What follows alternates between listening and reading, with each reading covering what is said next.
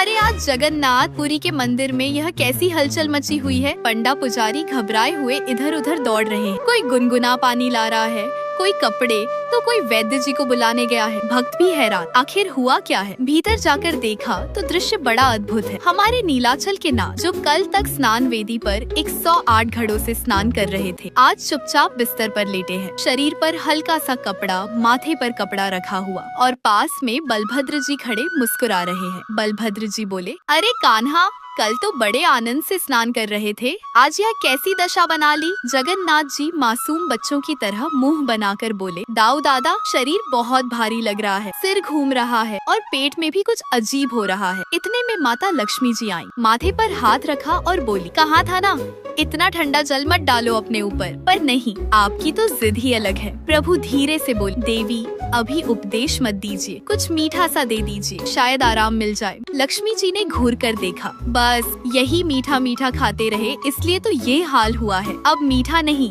केवल काढ़ा मिलेगा। उसी समय सुभद्रा जी दौड़ती हुई आई, भैया, कल आपने स्नान के बाद जो 56 भोग खाए थे वह याद है, मैंने मना भी किया था। जगन्नाथ जी बोले, बहन अब मत डांटो, पहले ही पेट दुख रहा है, अब जरा पीछे चलते हैं। कल था स्नान पूर्णिमा का दिन, भीषण गर्मी। प्रभु ने सोचा आज जी भर के स्नान करेंगे। सेवकों ने भी प्रेम में आकर एक के बाद एक 108 घड़े सुगंधित चंदन मिला ठंडा जल डाल दिया। प्रभु बड़े आनंद से नहाते रहे, और डालो और डालो, बहुत अच्छा लग रहा है। नहाने के बाद सामने सजे थे 56 भोग। पीले शरीर में ही प्रभु बैठ गए खाने, कभी रसगुल्ला, कभी मालपुआ, कभी खिचड़ी, कभी लड्डू। और आज परिणाम सामने है, तेज बुखार, भारीपन, अपच। राजवैद्य दौड़ते हुए आए, नाड़ी देखी, बोले, प्रभु आपको ज्वर और अपच दोनों हो गए हैं, अब आराम और काढ़ा ही इलाज है। जगन्नाथ जी बोले, वैद्य काका, कोई मीठी दवा नहीं है क्या? वैद्य जी मुस्कुराए, नहीं प्रभु, अब कड़वा ही पीना पड़ेगा। तभी एक बुजुर्ग सेविका आई, आंखों में ममता भरी हुई, प्रभु के पास बैठ गई, माथे पर हाथ फेरते हुए बोली, मेरे लल्ला,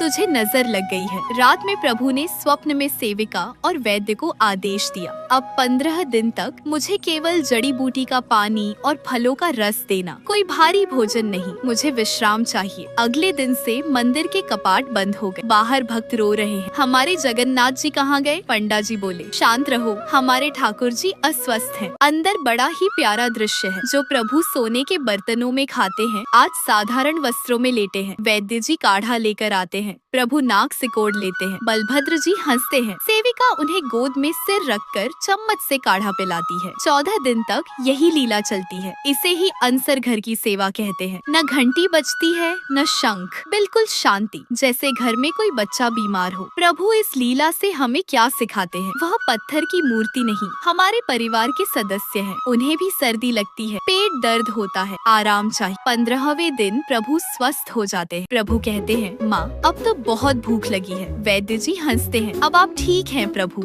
और जब 15 दिन बाद कपाट खुलते हैं तो प्रभु का रूप बिल्कुल नया, ताजा, नव यौवन से भरा होता है, जिसे कहते हैं नव यौवन दर्शन। और फिर प्रभु रथ पर बैठकर निकलते हैं गुंडीचा यात्रा के लिए, यह बताने की, भक्तों मैं ठीक हो गया हूँ, अब मैं खुद तुम्हारे पास आ रहा हूँ। सच में ऐसे नटखट, ऐसे प्यारे, ऐसे अपने जैसे भगवान और कहाँ मिलेंगे। जय जगन्नाथ।